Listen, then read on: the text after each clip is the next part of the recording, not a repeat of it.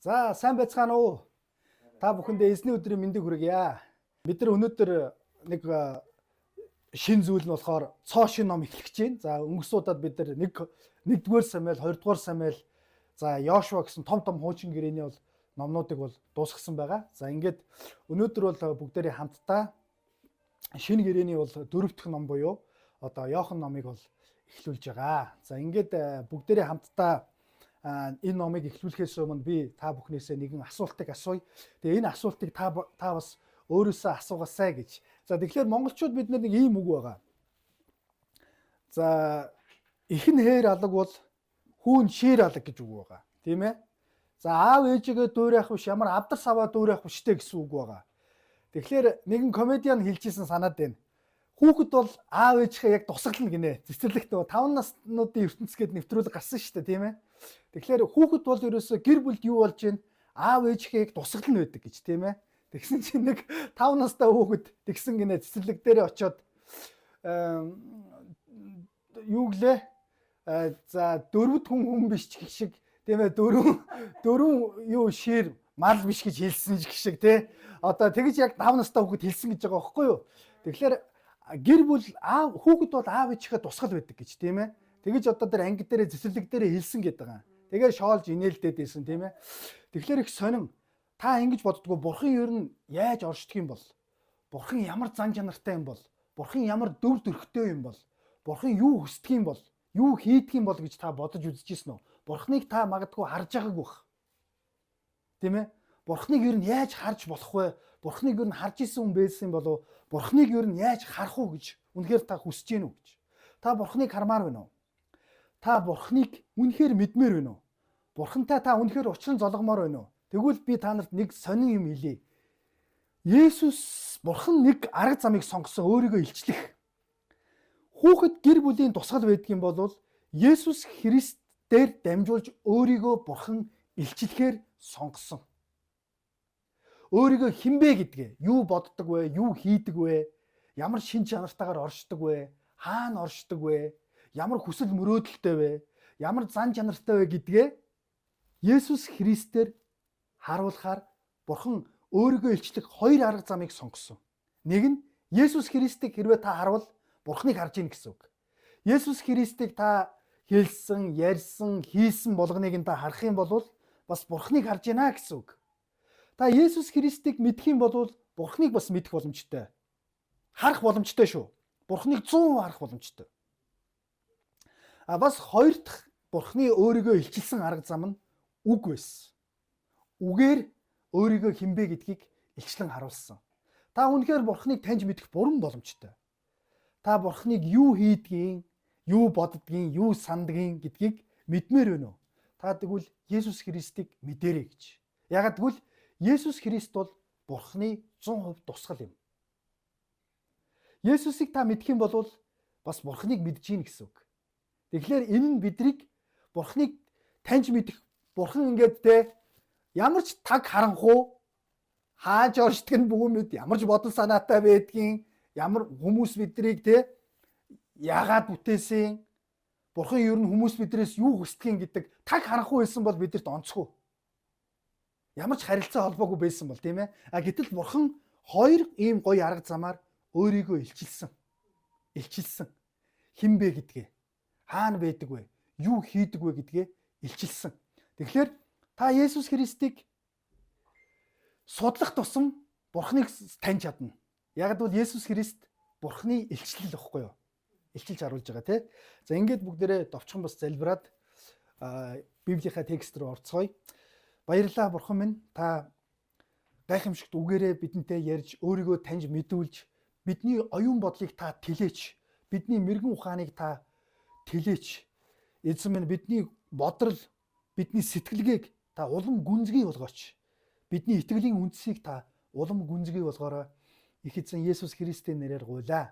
Амен. Бүгдээрээ хамтдаа шинэ гэрээний Иохан номны тийм ээ 4 дахь ном штэ шинэ гэрээний 1-р бүлгийг эхлүүлэх гэж байна. За 1-р бүлгийн 1-ээс 10 одоо 8-р ишлэгийг унших болно. За эндээс би та бүхэнд уншиж өгье. Та бүхэн дагуулад сайн хараарай. Эндээс би та бүхэнд уншлаа.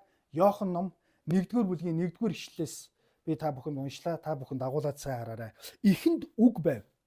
Үг бурхантай хамт байсан ба үг нь бурхан байв. Тэрээр ихэнд бурхантай хамт байжээ. Бүх юмс түүгээр бий болсон. Бөгөөд бий болсон юмсаас түүнгүүгээр бий болсон юмс гэж нэг ч үгүй. Тэрээр амийн их ундраг байсан бөгөөд тэрхүү амин хүмүүний гэрэл байлаа. Тэр гэрэл харанхуйд гэрэлтэхэд харанхуй түүнийг дийлээгүй юм аа. Бурханаас илгээгдсэн нэгэн хүн байв. Нэр нь Йохан аж. Тэрээр өнөөх гэрлийг гэрчлэх гэрч болон ирсэн бөгөөд ийхүү түүний гэрчлэлээр дамжин бүгд итгэх учиртай байв. Йохан өөрөө тэрхүү гэрэл байсангүй. Харин тэр гэрлийн тухай гэрчлэхээр бол ирсэн. Тэрхүү гэрэл нь дэлхийд ирсэн ба хүн бүрийн дээр гэрэлтэх жинхэнэ гэрэл байсан юм аа. Тэрээр дэлхийд байсан ба энэ дэлхий түүгээр бий болсон. Гэвч хүмүүс түүнийг таньсангүй. Тэрээр өөрийнх нь дээрээ ирсэн боловч өөрийнх нь түүнийг хүлээн авсангүй. Гэхдээ өөрийнх нь нэрд итгэж өөрийг нь хүлээн авсан бүхэнд Бурхны хүүхэд болох эрхийг тэрээр өгсөн юм. Тэд зам ёсны төрөлтөөч биш, махбодын хүслээрч биш, хүний хүслээрч биш, харин Бурхнаар төрсөн билээ. Уг нь хүмүүн болж бидний дунд амьдран суужээ. Бид түүний алдрыг тухайлбал эцгийн цор ганц хүүгийн алдрыг үзсэн бөгөөд тэрээр хайр ивэлийг харамгүй үзүүлж жинхэнэ үнэнийг харуулсан билээ. Йохан түүний тухай гэрчлэн надаас урд байсан надаас эрхэм нэгэн араас минь ирж яваа гэж миний хэлж байсан тэр хүн мөн хэмээн тунгаглаж байлаа. Түүний бялхам их ивэлээс бид бүхэн ахин дахин хүртсэн билээ. Мөшөөгөөр дамжуулан хууль заавар өгөгдсөн бол Есүс Христээр дамжуулан ивэл ба үнэн ирсэн юм аа. Хинч Бурхныг харж байгаагүй. Харин эцгийн өвөрдөх цор ганц Бурхан л Есүс Христ л түүнийг таниулсан билээ гэсэн байна. Амен. За энэ Йохан гэдэг бол ямар Йохан байсан бэ гэхээр Есүсийн хамгийн хайртай шав байсан. Энэ сайн мэдээний 4 ном байгаа. Тэгэхээр Есүс энэ номыг Йохан бичгтээ яг энийг Есүс өөрөө бичээгүй. Есүстэй хамт Есүсийг харж исэн, Есүстэй хамт явж исэн, үйлчлж исэн Есүсийн дагалдагч нар энэ номыг Есүсээ үхлээд амьлаад дээшээ оцсноос хойш бичсэн гэсэн үг. Тэгэхээр энэ Йохан бол Есүсийн хамгийн хайртай байсан, ингэрт нь налж исэн, хамгийн өөрийг нь хэлж исэн тэр Бурхны хаанчлалаар хэлж исэн гүн ойлголтуудыг ойлгож исэн хамгийн хайртай шавь нь байсан. Тийм ч учраас нөгөө гурваа Матай, Марк, Лук 3-аас нэг ялгаатай юм нь яг Есүсийн талаар илүү бас түлхүү онцлон бичсэн. Есүс гэж яг хин юм бэ? Христ гэж яг хин юм бэ гэдгийг илүү онцлон бол харуулсан байна. Тэгэхээр энэ Йохан өөрийнхөө загтлыг магадгүй манай эртний 80-аас 90 оны хооронд бичсэн байх. За Йохан бол Есүсийн талаар бичсэн сайн мэдээний 4 номын хамгийн сүүлд бичсэн. За Йохан бол нэлээд нас өндөр хүртлээр амьдэрсэн.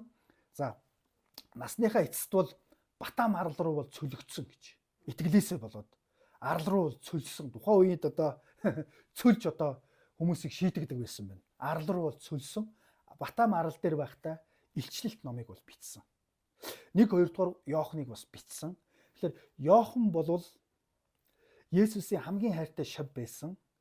За Есүс өөрөө Бурхны сургаалыг өөрийнхөө амьдарч исэн үед сургаалаа хэлсэн байгаа шүү дээ. Есүс сургаалаа хэлэхдээ дандаа шалтгаантайгаар хэлж исэн байгаа. Тийм үстэй. Тэгэхээр Йохан энэ загтлыг Есүсийн яг хэлсэн цаг үед мэдээж бичээгүй. Бүр Есүсийн үйлчлэлийг бол харж исэн, үйлчлүүдийг нь хамт явж исэн. Тэгэхээр Есүсийг дээшээ оцсноос хойш бараг 40-50 жилийн дараа бичиж байгаа. Йохан бичгтээ өөрийнхөө хамт амьдарч исэн, хамт үйлчлж исэн чуулганыхаа хүмүүст бичсэн байгаа шүү дээ. Тийм үстэй тий? Бичсэн байгаа. Тэр чуулганыхаа хүмүүст чухал зүйлийг ойлгуулахын тулд бичсэн байгаа, тийм ээ. Тэгэхээр бүгдээрээ хамгийн эхний ишлэгийг харъя. Эхэнд үг байв гэж. За энэ үг гэдэг үг бол логос гэдэг үг байгаа. Грек үг.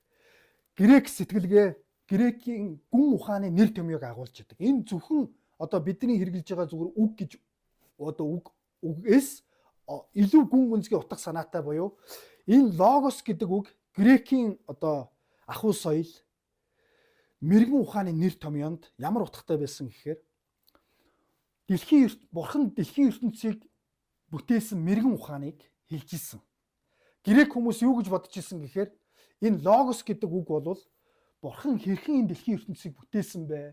Гайхамшигтайгаар бүтээсэн бэ гэдэг тэр одоо нэр томьёог илэрхийлэхдээ энэ логос гэдэг үгийг ашиглаж исэн байна. Тэгэхээр яг грек хүмүүс бурханд итгэдэггүй хүмүүс ч гэсэн тэр ахуй соёлд ер нь энэ логос гэдэг үгээр дэлхийн ертөнц гайхамшигтайгаар бүтээгдсэн гэдэг гүн ухааныг агуулж исэн. Тэгэхээр Иохан тэр одоо хүмүүсийн мэдж байгаа хэлээр нь ойлголтоор нь дамжуулаад үг гэдэг энэ үгийг сонгож авсан. За эхэнд бүх юмны эхэнд гэж байгаа. Энэ матери, дэлхийн ертөнц, галакси, цаг хугацаа бүх юм бүтээгдэхээс өмнө үг байсан гэж байгаа шүү дээ. Энэ үг нь бурхантай хамт байсан гэж байгаа. Энэ үг нь өөрөө бурхан байваа гэж байгаа. Тэгэхээр сонин эхэнд үг байсан гэхээр Есүс Христийг хэлж байгаа. Бүх дэлхийн ертөнц бүтээгдэхээс өмнө Есүс Христ өөрөө байсан. Бурхантай хамт байсан. Өөрөө бурхан байсан гэсэн үг. Тийм байгаа үстэй тий? Тэгэхээр энэ юу гэсэн үг гэхээр цаг хугацаанаас өмнө Есүс Христ өөрөө оршин байсан гэсэн чухал ойлголтыг хэлж байгаа. Нэгэсэндээ Есүс зүгээр л гинт хүн болж төрөхдөө Бурхны хүүхэд болоод төрсөн биш. Хүний биеийг авч энэ дэлхий дээр төрхөөсөө өмнө Бурхан байсан. Бурхан байжгаад тэр байр суурьаа орхиод одоо хүний 100% хүний махан биеийг аваад хүн болж энэ дэлхий дээр төрсөн гэсэн санааг хэлж байгаа. Есүс энэ дэлхий дээр төрхөөсөө өмнө мөнхийн мөнхөд оршиж исэн бурхан байсан гэсэн чухал санааг хэлж байгаа шүү. Бурхантай хамт байсан. Эцэг бурхантайгаа хамт байсан. Мөнхийн мөнхөд. Бурханд бол цаг хугацаа гэж байхгүй. Бурхан өөрөө цаг хугацаанаас гадуур оршдог, тийм ээ? За, тэрээр 2 дугаар ишлэгийг харвал бүх юмны эхэнд бурхантай мөнхийн мөнхөд хамт байсан гэсэн санаа. Тийм байгаа үстэй тий? Хамт байж исэн. За, тэгээд та нар одоо энэ дэлхий дээр амьдарч байгаа үстэй бид нар энэ дэлхий дээр та нар Монгол эх орондоо хайртай юу? Монгол эх орон маань үзэсгэлэнтэй юу? Тэ манай налах дүүргийн 6 дугаар ороонд Монголын Швейцар байж штэ тийм ээ.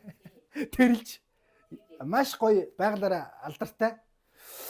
Тэгэхээр бидний энэ амьдарж байгаа бүх дэлхий, галакси одоо сар руу одоо нисээд штэ тийм ээ.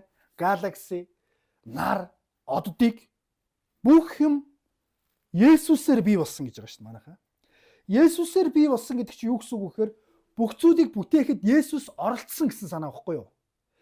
Бүх зүйлийг бүх энэ цаг хугацаа, таны амьдарж байгаа орон зай, матери энэ бүх зүйлийг бүтээхэд эцэг хүү ариун сүнс гуруулаа оролцсон.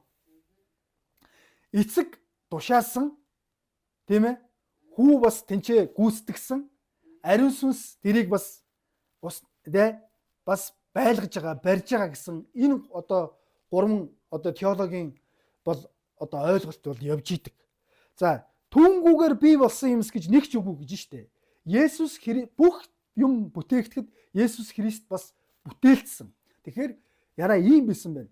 Яг энэ Иохныг бичиж явах үед геноос ийм тэрс үзэл байсан байна. Есүс өөрөө зүгээр л бүтээл байсан штэ гэж. Нэг хэсэг нь үзээд хэлсэн байна. А нөгөө хэсэг нь Есүс хүн болж ирээгүй хаа. Ягаад гэвэл тухайн үед ингэж үтсэн байна. Тухайн үеийн Иохны амьдарч исэн цаг үед грекүүд мэрэгэн ухаантай хүмүүс юу гэж нийгмээрээ юу гэж үзэж исэн гэхээр альва материалыг зүйл бузар гэж үзэж исэн. Тийм учраас Есүс хүн болж ирсэн бол бузар болох гэдэг учраас Есүс яг 100% хүн болж ирээгүй хаа. Зөвхөн хүн шиг зүгээр харагдчихсан баг. Ингээ харахад хүн шиг гэж. Ийм тэрс үзлийн эсрэг бичиж байгаа байхгүй юу? Иохан тэр хүмүүс тэгж үзэжсэн тэр нийгмийнхаа хүмүүсийн үзэл бодлыг одоо тэг зөв болгох гэж Иохан бичиж байгаа гэсэн үг байхгүй юу? Тийм учраас энэ дээр бүгдээр харж байна. Есүс болвол бүх юм Есүсээр бүтээгдсэн гэж штэ. Тийм байгаа үстэй тийм ээ? Есүсээр бүтээгдсэн. бүх дэлхий чиний харж байгаа энэ барьж байгаа юмд Есүс бас оролцсон гэдэг чинь Есүс зүгээр нэг хөрхийн минь 2000 жилийн өмнө Израиль төрсөн бидэртэй нэг адилхан хүн байж дээ гэж бодох боломжгүй болчихж байгаа. Ягаад тэгэхээр таны амьдарж байгаа энэ байгаль дэлхий, таны амьдарж байгаа та өөрийгөө бас харж байгаа. Энэ бүхнийг бүтээхэд Есүс бас байлцсан, оролцсон гэсэн санаа. Тийм ээ? За дөрөвдүгээр ишлэлээр хэлж штэ. Есүсийг хэлж гин. Амийн их ундраг гэж. За амийн их ундраг гэдэг бол Есүсийн амьд чанарыг илтгэхээс илүүтэйгээр бусдад бас ам өгөх чанарыг нь хэлж байгаа. Амийн их ундраг гэдэг бол. Есүс бол амийн их ундраг гэдэг бол бусдад ам өгөх чанарыг нь бүтээх чанарыг нь хэлж штэ, тийм ээ. Байсан бөгөөд тэрхүү ам нь хүмүүний гэрэл байлаа гэж. За энэ гэрэл гэдэг үг бол гурван утга санааг агуулж байгаа. Бурханаас өгөх үнэн зөв илчлэлийг нэгт гэрэл гэдэг үгээр илэрхийлж, хоёрт нь авралыг энэ үгээр илэрхийлсэн байна. Гуравт нь Есүсийн Христийн өгөх амийг энэ үгээр илэрхийлжсэн. Гэрэл гэдэг бол илчлэл. Та Бурханыг таньж мэдмээр байна уу? Тэгвэл Есүсийг хар. Тэр Бурхан өөрийгөө Есүсээр дамжуулж илчилж байгаа байхгүй юу? Яг тэгэхээр Бурхан өөрийгөө бүхэл бүтэнгээр илчлэх ямар ч боломж байхгүй. Яг тэгэхээр Бурхан хязгааргүй оршдог учраас. Бурхан бүхлээрээ би энд байна, баяр сайхан гэж ингэж харуулах ямар ч боломж байхгүй. Харин Бурхан өөрийгөө хин бэ гэдгийг хүн төрлөختөнд илчилж харуулахын тулд Есүс Христээр илчилж харуулсан. Гэрэл гэдэг нь илчлэлийг хэлж байгаа. Тэгэхээр та Есүсийг таньж мэдэх тусам Бурханыг бас таньж мэднэ л гэсэн үг. Есүсийг мэдэх тусам Бурхан яг хин бэ гэдгийг бас таньж мэдж байна гэсэн үг. Яг бол Бурхан Есүс Христээр дамжуулаад өөрийгөө илчилж байгаа байхгүй юу? Түүний сонгосон арга зам нь энэ байхгүй юу? За 5 тэр гэрэл харанхуйд гэрэлтэхэд харанхуй түүнийг дийлээгүй юм гэж. За харанхуй гэж байгаа энэ үг бол бузар, муу, үхэл, сүрлийн хүчийг бас илтгэсэн үг байна. Тийм ээ? Тэр гэрэл үхлийг бас ялсан Есүс Христ тэр харанхуй, бузар, муу гэдэг зүйл бол Есүс Христийг дийлээгүй. Есүс Христ цовдлогдсон ч гэсэн 3 дахь өдрөө үхлийг ялсан тийм хүч чадалтай Бурхан юм шүү. Есүс бол үхлийг ялсан юм шүү. Харанхуй түүнийг дийлээгүй юм шүү гэдгийг бол хэлж байгаа. За ингээд 6 дугаар ишлэлээс харуул Бурханаас илгээгдсэн нэгэн хүн байв. Нэр нь Йохан гэж. За энэ Йохан бол баптист Йохан. Яг энийг бичсэн Йохан биш. Тэрээр мөнөөх гэрлийг гэрчлэхээр гэрч болон ирсэн бөгөөд түүний гэрчлэлээр дамжин яасан гэж байна. Йохан гэрчлэлээр дамжин бүгд итгэх учиртай байв гэж. Хүн бүхэн итгээд Есүс Христэд итгээд Есүс Христ бол биднийг аврахаар ирсэн. Вау. Бурхан өөрөө тийм ээ. Есүс Христээр дамжуулж өөрийгөө бидэнд илчилж байгаа юм байна. Вау, Есүс Христ бол Бурханы хүү муу юм байна гэдэгт итгүүлэх тийм зорилготойгоор Йоохныг Бурхан сонгосон. Энэ бол баптист Йохан. 9-р ишлэг харуул тэрхүү гэрэл нь дэлхийд ирсэн ба гэж штэ. Хүн бүрийн дээр гэрэлтэх жинхэнэ гэрэл байв гэж. За энэ жинхэнэ гэрэл гэдэг бол яг Бурханыг илчилсэн илчлэл байсан. Яг Есүс Христ өөрөө үнэн байсан. Бас хүмүүст мөнх амийг өгөхөөр ирсэн гэдэг тэр чухал санаа байна. Тийм байгаа шүү дээ. Тэгэхээр сонин Бурхан өөрийн тэр байр суурь орхиод хүмүүн биеэр энэ дэлхийд ирсэн гэсэн санаа авч байгаа. 100% хүн болж. 100% хүн болж. Тэгэхээр энэ дотор бид нар нэг ийм ойлголт гарч ирнэ. Есүс нэг ийм бодгоол дотор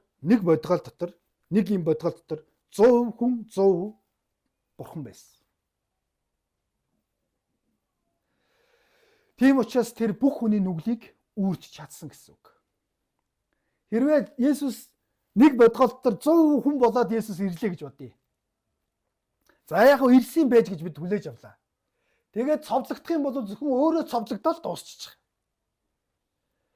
Яг 100% бас Бурхан байсан нь яаж харагдсан гэхээр хэдүүлээ цаашаа судлана. Маш олон гайхамшгуудыг үлдэжсэн Есүс.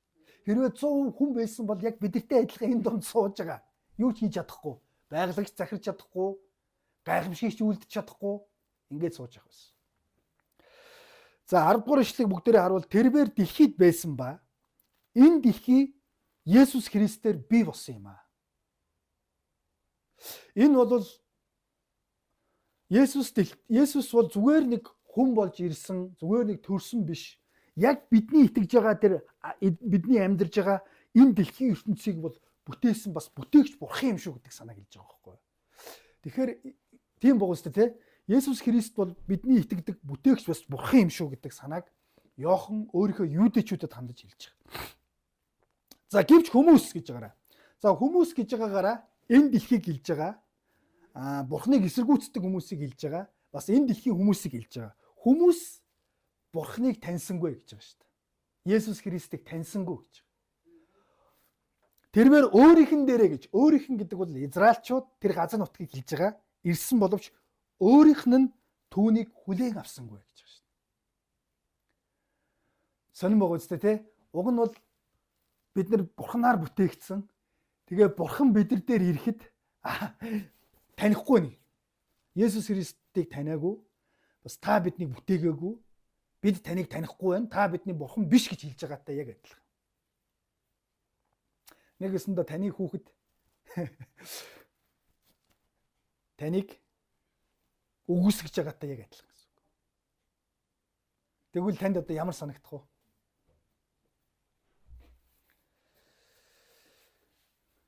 Яг тийм юм шиг зураглал харагдаж байна.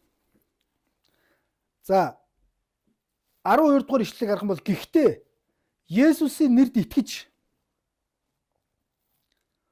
итгэнэ гэдэг бол Бурхны хүслийн дагуух амьдралд тийм ээ. Энэ итгэл бол Бурхны хүслийн дагуу амьдралд хөтөлдөг гүн гүнзгий итгэл найдварыг хэлж байгаа. Бурхны хүслийн дагуух амьдралд хөтөлдөг. За 12 дугаар ишлэгийг харуул өөрийнх нь нэрд итгэж өөрийг нь хүлээн авсан бүхэнд Бурхны хүүхэд болох эрхийг Есүс Христ өгсөн гэж. Эрх мэдэл байна Есүст. Хүч чадал нь байна. Хэрвээ та Есүс Христэд итгэвэл мөнх амийг тэр шууд өгнө. Бас өөрийнх нь хүүхэд болох эрхийг шууд танд өгөх. Хүч чадал нь байгаа, эрх мэдэл нь байгаа. Энэ Бурхан тийм чадaltaй байхгүй юу? Та тэрэнд л итгэх хэрэгтэй. Бурханд тийм чадал чансаа нь байгаа. Дэлхийн ертөнцийг бүтээсэн амийн их ундраг гэж штэ. Есүс Христ бол амийн их ундраг. Та бүү хэргэлз. Яна Есүс Христэд итгэхээр нэрэл мөнх амийг өгчих юм болоо гэж. Та бүү хэргэлзээрэй. Яагаад гэвэл тэнд эрх мэдэл нь байна, хүч чадал нь байна. Та Есүс Христийн нэрэнд итгэвэл Бурхны хүүхэд болох эрхийг өглөө гэж. 13 яаж Бурхны хүүхэд болдгийм бэ гэвэл бүгдээр харъя. 13 дугаар ишлэл. Тэд жам ёсны төрөлтөөр биш гэж. За энэ төрөлтөөр жам ёсны төрөлт гэдэг энэ үг бол бас цусаар гэсэн үг байгаа. За энэ үг бол эртний энэ юудэчүүд 1-р зууны юудэчүүд юу гэж хүүхэд яаж бүрлддэг вэ гэхээр эцэг эхийнхээ цусаар дамжаад цуснаас нь ингэж бүрлддэг баха гэж итгэж исэн байна. Тэгэхээр Бурхны хүүхэд яаж болдог вэ гэхээр хүний цусаар биш, хүний жам ёсны төрөлтөөр биш, мах удын хүслээр биш, хүний хүслээр биш, харин Бурхнаар төрдөг юм а гэж хэлж байгаа. За энэ Бурхнаар төрнө гэдэг бол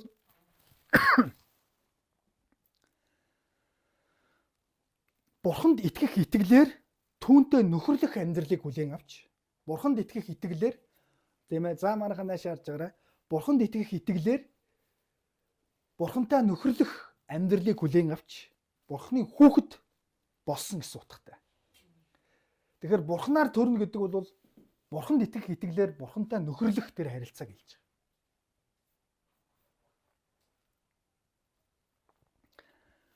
14 дугаар ишлэл нь үг нь буюу Есүс Христ хүмүүн болж гэж. Энэ айгүй чухал үг. Яг таныг 100% орлохын тулд таны хийсэн бүх гэм нүглийг Есүс Христ өөр дээрээ авахын тулд 100% хүн болсон гэж байгаа шүү дээ.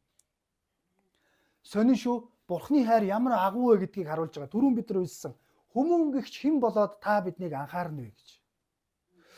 Та нар бодолтой Бурхан уг нь бол зүгээр л биднийг аврах чадaltaй юу гэвэл чадaltaй. Зүгээр л хүмүүсийг авраад Бурханы хаанчлалд оруулах чадaltaй юу гэвэл. Гэхдээ Бурхан тэр үхэл гэдэг аимшигтай зүйлийг амссан байгаа шүү дээ. Уг нь бурхан тийм гим нүгэл үйлдэггүй. Бурхантай эцэгтэйгээ оршиж исэн, дэлхийн ертөнцийг бүтээсэн, төгс эцэггүй ариун сүнс гуравчин харилцаатай. Тэ? Тэгэхээр хүн та бурханы бүтээл. Хүн та бурханд ямар их ач холбогдол та боддоо таныг аврахын тулд Есүс Христ үхлийг амсаж ийн гэж боддоо. Тэгэхээр бурхан ер нь хэр одоо бидэрт хайртай байх нь уу? Та ер нь бурханд хэр үн цэнтэй байх нь уу? Хязгааргүй нөгөө төгс хүчит бурхан, дэлхийн ертөнцийг бүтээсэн, мөнхөд оршдог тэр бурхан үхлийг амсах ямар ч тийм одоо ариунаас ариун бурхан. Тантай харилцаагаа эргээд сэргээхийн тулд, таныг мөхлөөс аврахын тулд хаан тэр суудлаа орхиод, бурхан тэр байр суурь орхиод 14-р эшлэл хүн болж ирж ийн гэж боддоо таны гим нүглийг үрхийн тулд, миний гим нүглийг үрхийн тулд, бидний гим нүглийг үрхийн тулд.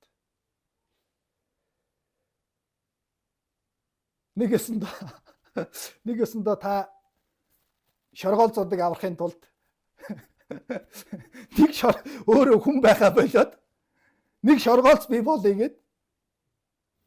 Тэ? Өөрийн байр суурь, өөрийн алдар гавья, гоёын амьдралаа орхиод нэгэсэндээ өөрийгөө үгүйсгээд гэсэн үг шүү дээ. Есүс Христ тийм учраас яг хүмүүн болж ирсэн гэж. Тухайн үед ямар үзэл байсан гэхээр Есүс Христ яг хүн болоогүй баха гэж хүмүүс бодож исэн байна. Яг хүн болоогүй, зүгээр хүн шиг харагдаж исэн байх. Хэрвээ хүн болсон бол бузар муу болно шүү дээ гэж.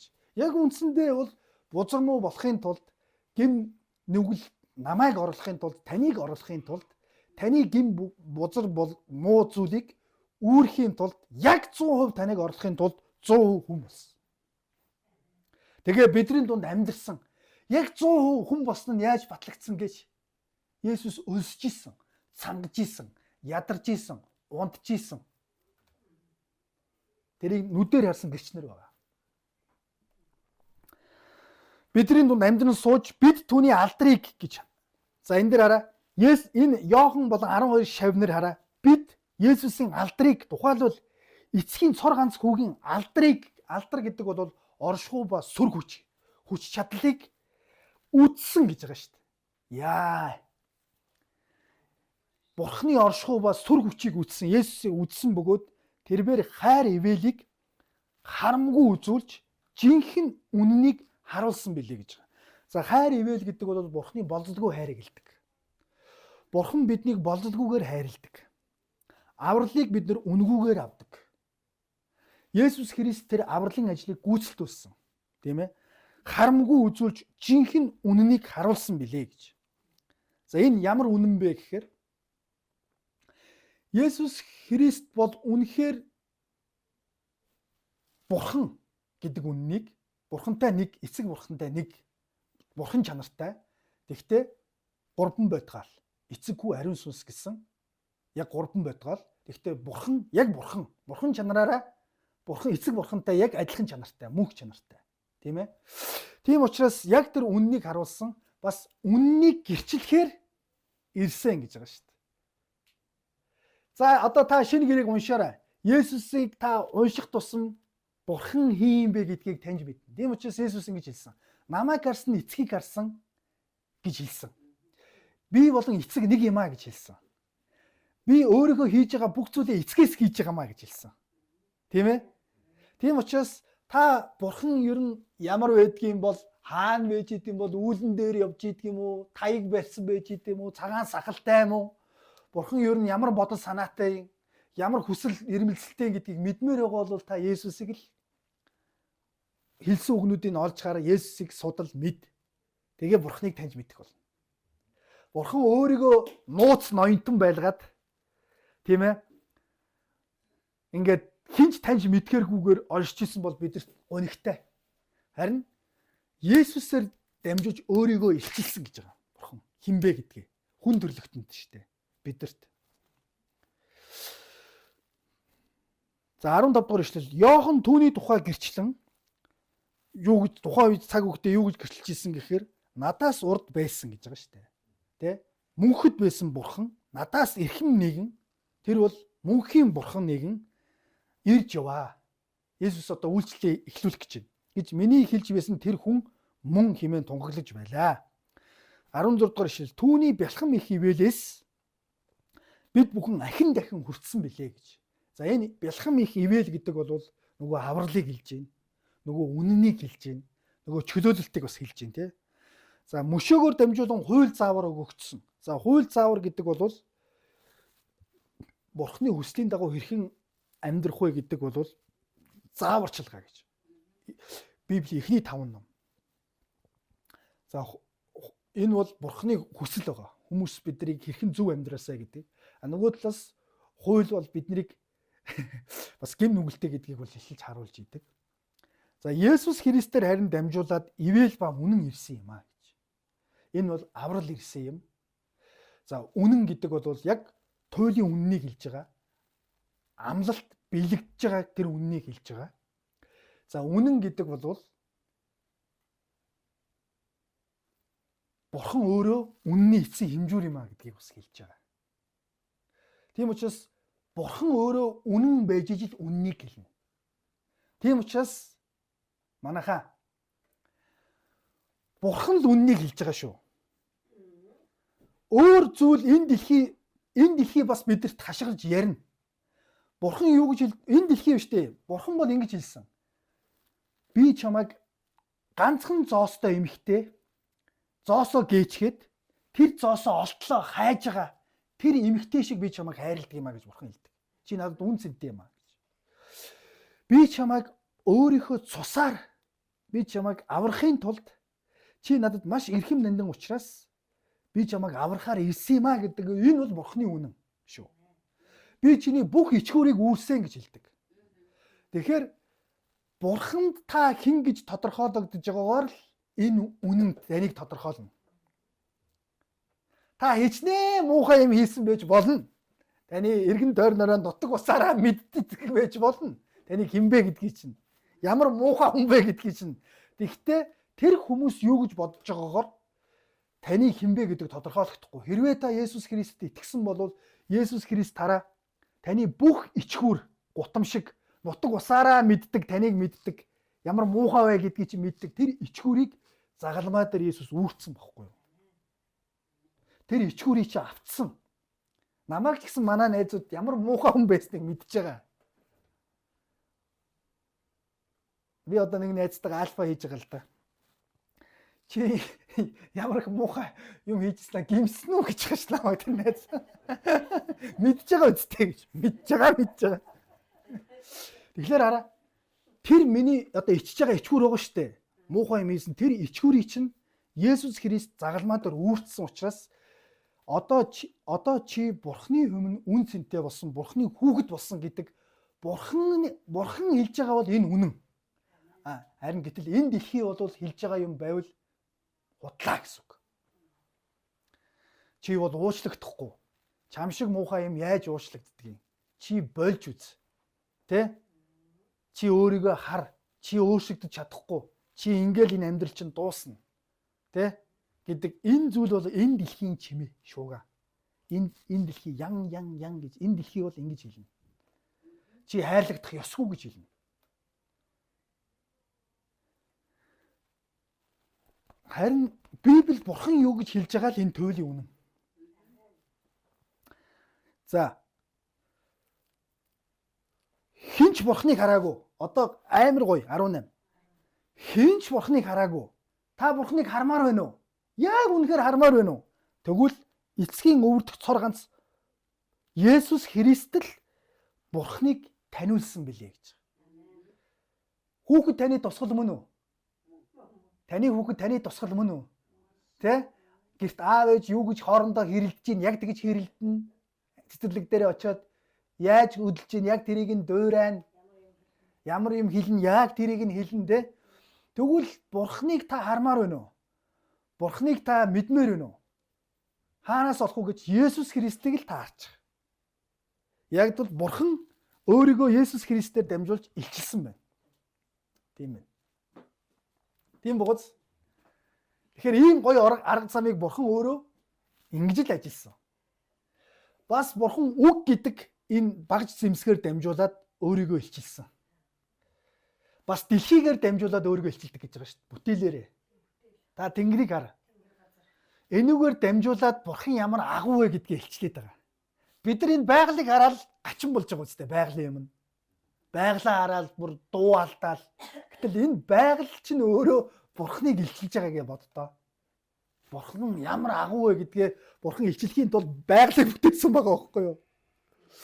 Байгалыг бүтээгэнгүүтээ таныг бүтээгээд дэгсэн чи хөөх юм бүтээсэн өөрийнхөндөө ирсэн боловч бүтээлүүд нь Бурханыг танихгүй болчихж байгаа. Хүлээж аваагүй. Юу та бидний бүтээсэн би чинь өөрөө баг сармагчингаас бүтсэн штэ гэж хүн ярьж ийн гэсэн үг байхгүй бүтээгчийнхаа эсрэг. Та намайг бүтээсэн гэж бод тий. Тийм учраас Бурхан хүмүүст эргээд өөрийгөө ойлгуулахын тулд Есүс Христийг илчилж явуулсан байгаа байхгүй юу? Өөрийгөө илчлэхийн тулд хүн болгож явуулсан. Тэгээ Есүс та шоргоолцтой ярьж чадахгүй үстэй өнөөдөр. Шоргоолцтой та ярилцахын тулд яах вэ? Шоргоолцол болох ёстой болчихж штэ.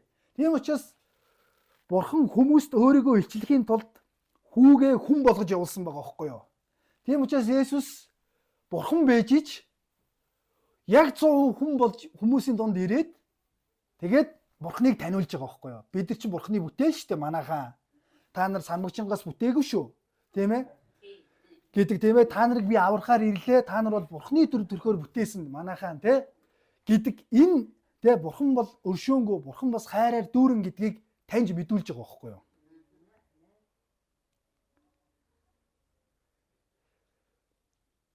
Тийм байгаа байхгүй юу? Тийм учраас Есүс Христ бол Бурханыг таньж мэдүүлэхээр бидний дунд ирсэн л гэж ойлгох. Та Есүсийг унших тусам Бурхан ийм бэ гэдгийг таньж мэдэх болно. Бурхан юу хийдэг юм бэ? Бурхан ямар бодол санаатай юм бэ? Бурхан хаана яаж оршдог юм бэ? Бурхан ямар хүсэл эрмэлзэлтэй юм бэ гэдгийг та мэдмээр байна уу? Та Бурханыг хармаар байна уу? Тэгвэл Есүсийг л унш. Есүсийг мэд. Яагаад гэвэл Бурхан өөрийгөө илчлэхээр Есүсийг дэлхийрүү өгсөн, илгээсэн. Нэгэсэндээ Есүс бол Бурханы хаанчлал дэлхийн дундх зууч нөхгүй юу? Гүүрнэ. Хаанчлал тийм ээ? Дамжуулагч нь. Бурханы талаар мэдээг, Бурханы хаанчлалын талаарх мэдээг энэ дэлхийд дамжуулж байгаа хүмүүс байхгүй юу? Энэ дэлхийд дамжуулж байгаа тэр нэгэн зууч бол бүгдээрээ сая дууллаа штэ. Та бол эрхэм зууч гэж тийм ээ? Таны засаглал их амгалан гэж. Тэгэхээр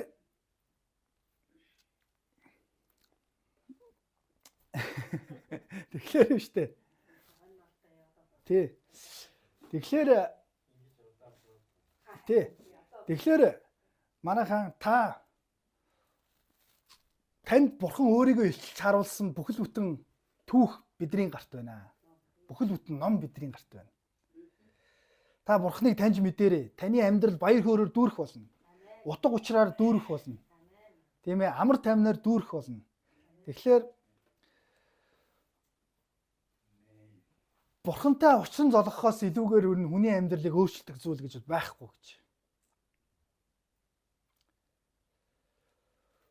Яг гэвэл Бурхан өөртөө харилцаатай байхаар хүнийг бүтээсэн байна.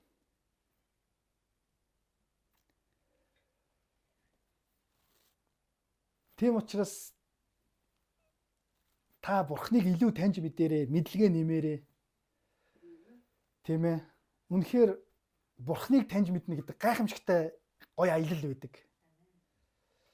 Тэ Бурханыг та байгаль дээр яваад, уулаар яваад олж чадахгүй. Тэ дээш онгоцод нисээд сансарт гараад олж чадахгүй. Доошоо газар ухаад бас олдохгүй. Харин Бурхан Есүс гэдэг энэ хүнээр дамжуулж, өөрийн хүүгээрээ дамжуулж өөрийгөө илчилсэн байна. Тийм учраас та Есүсийг таньж мэдэх тусам бас Бурханыг таньж мэднэ. Тийм учраас Бурхан өөрөө тэр арга замыг сонгосон байна. Тийм учраас та хэдүүлээ хамтдаа Бурхныгаа улам илүү таньж мэдцгээе. Есүсийг улам илүү судлаа, тийм ээ? Ихэн хээр алга бол хүн шир алга. Тийм үстэй. Хүүг таних тусам эцэг бурхныг л таньна гэсэн үг. Хүү бол 100% бурхны тусгал.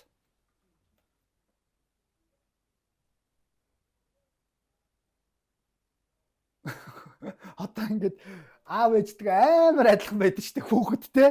Бид нар хараад чимээрээс та. Үгүйгээд хэлчихгүй гэсэн юм шиг л аав даавтайгаа адилхан юмаа гэж бид нар тэгдэг шүү дээ, тийм ээ. Тэгэхээр та Есүс бол 100% бурхныг илчилж байгаа. Тэгэхээр бурхан биднээс алс хол байдаггүй байгаа зү. Бурхан нэг юмны цаана оршоол нууц ноёнт ингээл таньж мэддэхгүй хаанч байдгийг, юу ч хийдгийг, ямар ч бодолтой байдгийг, юу хүмүүс бидрээс хүсдгийг, те? Юу одоо бод сандгийн гэдэг нь тийм тодорхой биш. Яг бол Есүс Христийн та үйлчлэл, бодол санаа, үгийг та таньж мэдээрэй. Тэгэх юм бол бурхны хүслийг мэдэх болно. Бурхан те та Библийг сайн уншаарай. Тэгэх юм бол өөрийнхөө амьдралын утга учирыг олж мэдэх болно. Тэ? Бурхан араа хоёр зүйлээр дамжуулж өөрийгөө илчилсэн байна шүү дээ. Есүс Христ, бас үг, бас гурав дахь зүйл нь бүтээл. Ийм гурван том их сурвалж бидний гарт байна шүү дээ манайхаа. Тэгэхээр Есүс Христ бол үнэхээр Бурхан байжээ. Бурхантай хамт байж, мөнхөд байж. Тэгээд хүмүүн болж ирсэн байна шүү дээ. Бидрийг аврахын тулд, тийм ээ. Бурхны өмнө ирээд бүгдээрээ залбирцгаая. Баярлалаа мөнхийн Тэнгэрлэг их эзэн минь. Энэ сайхан цаг, энэ сайхан өдрийн төлөө таньда маш их баярлалаа их эзэн. Эзэн. Бурхан таныг улам илүү таньж мэдхийн тулд та ивэж өрөөж өгөөрэй. Та хүүгээ өгсөн учраас таньда маш их баярлалаа. Эзэн Есүс Христ ирээгүйсэн бол бид нар бас Бурхан таныг таньж мэдэх ямар ч боломжгүй байлаа. Та үгээ өгсөн учраас баярлалаа. Та бас байгаль дэлхийг бүтээсэн учраас таньда маш их баярлалаа. Бүтээллийг хараад та өөрийгөө илчилдэг, ямар агуу вэ гэдгээ, сүр жавхлантай вэ гэдгээс илчилдэг их эзэн минь. Таньда маш их баярлалаа. Агуу Бурхан минь, ариун сүнсээ та бидний зүрх сэтгэлд ойлголт ухаарлыг өгөөрэй. Бурхан тантай гүн гүнзгий харилцаатай байхад та биднийг ивэж өрөөж өгөөрэй. Их эзэн Есүс Христийн нэрээр гун залбирлаа. Амен.